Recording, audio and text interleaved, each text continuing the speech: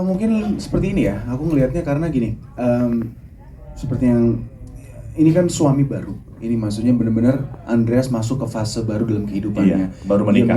Dia baru menikah gitu. Sedangkan selama ini he's the prince of the family. Iya. Dimana keluarganya Andreas dari papanya itu benar-benar memfasilitasi semuanya mudah untuk dia gitu. Sedangkan dia masuk ke fase dimana dia harus memikirkan semuanya, mikirin oh iya ternyata kalau dia nggak bekerja itu pressure juga. Melihat istrinya ini ada usaha gitu. Benar. Lebih produktif, sedangkan dia harus di rumah bingung mau ngapain. Ada ide tapi bagaimana cara menjalankan ide itu gitu. Itu yang masih dia terus berusaha. Aduh, gue harus cari info ke siapa nih? Karena di sini teman-teman dia, grup-grup dia adalah grup-grup seperti Flora, Diko yang memang is a fun group aja. Sedangkan apakah mereka bisa memberikan positif impact untuk kehidupan barunya Andreas? Dengerin gitu. Diko, Flora dengerin tuh. Karena mereka pun juga punya masalah-masalah sendiri kan. Jadi emang saling belajar nih. Orang ini saling apa ya? Saling memberikan input satu sama lain. Tapi belum tentu input ini tuh tepat. Gitu. Iya. Jadi apakah dengan berbagai macam tambahan-tambahan pemikiran, mikirin temen, mikirin sebagai pria, egonya pria, kebahagiaan pria, keluarga, calon ayah itu apakah bisa dibilang juga mempengaruhi ketegangan seorang Andreas? Siapa ketawa banget tuh, happy banget, ajak-ajak dong. Oke. Ada nggak itu mempengaruhi juga? Pasti mempengaruhi dong, pasti mempengaruhi banget. Oke. So ya kayak gitu. Oke, baik, terima kasih tepuk tangan buat Jurgen Abraham sebagai peran Andreas di Turn On 2. Dan sekarang kita menuju ke dipanggil Ria ataupun Kak Ria. Waktu dia ending Turn On yang pertama kan akhirnya mengandung hasil pernikahan dengan Andreas. Iya betul. Iya bener. Bener ya? Andreas beneran bukan ya? Betul dong. Oh ya nggak tahu ya. Tiba-tiba mungkin ada terkuak di Turn On 2, saya nggak tahu nih. Harus nonton lagi berarti. Iya. Nah kemudian sekarang udah hamil 3 bulan. 3 bulan. Dari karakter Ria yang pertama, sekarang yang kedua, dengan sekarang sebagai ada sebuah predikat bumil juga nih. Apakah akan nanti mempengaruhi secara signifikan karakter seorang Ria? Oke. Kalau yang nonton Turn On pertama pasti tahu ya kalau karakter Ria sendiri itu memang tipenya insecurean. Dia inferior karena kan dia pegawai dari bosnya sendiri, Andreas, suaminya gitu. Jadi pas menikah sama Andreas tuh nggak merubah cara pandang dia yang memang dia masih merasa nggak layak diterima di keluarganya gitu.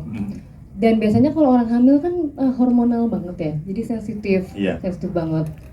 Nah itu yang ngebuat si Ria ini pas lagi mengandung tuh kayak merasa nggak cukup gitu. Dia merasa tadi kan kayak gemukan, nggak cukup cantik, nggak cukup baik buat Andreas gitu kan. Jadi itu yang ngebuat dia akhirnya faktor dari nggak turn on-nya si Andreas sendiri ini tuh karena dirinya gitu. Oke. Makin nambah insecure ya? Iya, makin insecure gitu.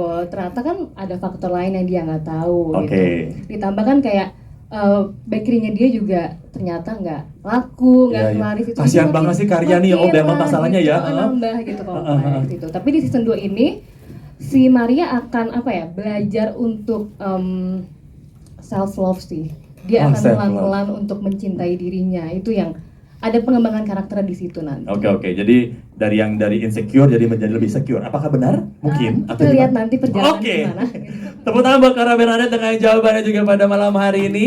Thank you Karya ataupun Clara Bernadette. Dan sekarang menuju ke yang bagian tim rusuh. Dari Turn On 2, lanjut lagi. Tepuk tangan buat tentunya Erika Karlina, pemeran Flora. Assalamualaikum. Waalaikumsalam warahmatullahi wabarakatuh. Ya Allah. Alhamdulillah. Nah, sebagai Lasamba Primadona, selamat ya. Thank you. Selamat ya buat single barunya. Tolong dengerin lagu aku ya. Udah.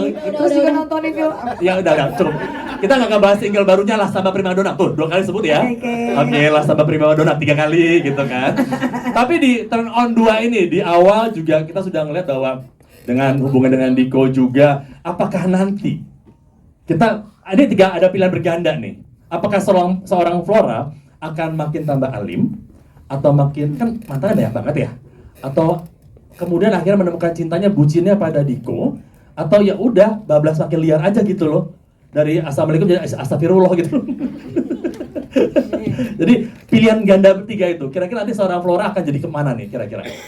Kalau dibilang alim, aduh, gimana ya? Masya Allah. Kayaknya Flora kalau misalnya tiba-tiba jadi alim, kayaknya turn on jadi nggak seru ya. Iya. Jangan, Flora jangan jadi alim. Kalau Flora jadi alim, aku nggak akan ambil job ini ya. Iya, itu udah pasti enggak ya. Jadi pastinya kalian akan menonton kegilaan-gilaan aku ada di sana ya. Jangan sampai di skip. Pokoknya kalau dikasih tahu Flora akan menjadi apa, pastinya ya itu makin gila, makin liar, makin Oke itu nggak mungkin di skip kok, mungkin akan di slow motion terus bagi Flora mungkin ya, di pelan-pelan gitu ya, rewind lagi, Jun lagi gitu ya. Oke, tepuk tangan buat Flora, Erika Karlina juga pada malam hari ini, dan ke suaminya Diko. Suami. Ya, bukan ya. Waduh, sampai sekarang saya masih bingung nih gimana hubungannya dengan tentunya Jonathan Andriano. Apa kabar, bro? Baik, bro. Baik, asik. Nah, tentunya karakter Diko ada karakter yang hebat, walaupun diem-diem, tapi ternyata dia ada pria yang bisa meluluhkan hati seorang Flora, kabarnya. Benar begitu nggak sih sebetulnya? Anda bisa membuat seorang Flora tuh jinak gitu katanya. Jinak. Aduh, kalau ngomong soal Flora sih susah ya dibikin jinak ya. Susah ternyata ya? Sulit banget. Oke, tapi kan dulu kan hubungannya kan dari yang from enemies to lovers, from lovers to enemies kayak gitu kan dari turn pertama kan. Bolak-balik gitu, akhirnya sekarang bersatu. Nah, apakah nanti kalian berdua itu justru akan menjadi sebuah kayak pasangan yang bisa dicontoh, atau justru kalian malah akan menambah kerumitan dalam turn on 2 ini? Bentar dulu, tadi dia udah nyiapin jawaban sebenarnya, dia udah nanya aku. Pertanyaannya beda. Enggak, bener. Maksudnya kalau jadi pasangan, jadi pasangan yang belum selesai, Jonathan. Enggak, maksudnya gini, kalau Jonathan, maksudnya kalau seandainya jadi pasangan yang bisa jadi panutan tuh, apakah kalian akan jadi sayang-sayangan banget, atau malah jadi susah banget, makin pengen mentok, susah banget bersatunya? Ini udah sesuai skrip loh gue.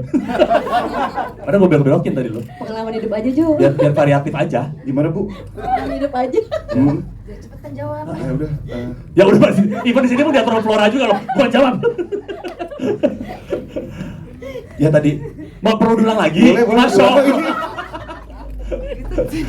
Tolong. Erika jangan berikan pressure buat Jonathan Andriano ya.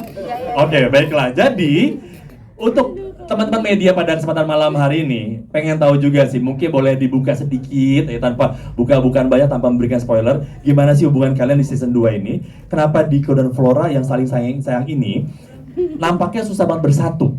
Adakah kemungkinan nanti untuk bersatu? Ya karena kita berdua itu punya konflik masing-masing. Itu yang membuat kita endingnya sih ya sulit diceritain ya. Oh ya pasti dong, jangan diceritain dong. Sulit banget emang, sesuai job desk sama juga kontrak gak boleh ceritain emang, Jonathan. Pokoknya kita berdua punya konflik masing-masing, jadi kita punya jalan yang rumit itu. Oke, jadi bisa dibilang bahwa akan sangat sulit bersatu sampai dengan ending. Iya Kak, jadi pokoknya sulit dia bilang. Oke, terima kasih. Sulit menjawab. Coba tangan jangan dipaham, mungkin dia bikin deg-degan, so kamu dipanyakan Jonathan. Oke, tepuk tangan buat Jonathan Andriano juga buat jawabannya. Sangat mendalami karakter sampai dengan presscon juga. Dan juga special screening. Dan sekarang kita menuju ke Zizi, Sonia Alisa, sang mantan. Nah ini dia nih, gawat nih. Ini mewakili bayang-bayang mantan yang selalu mengikuti, menghantui kemanapun juga. Sonia, tapi kalau ngomong soal mantan, di awal ini kan tadi melihat bahwa seorang Zizi itu udah berubah.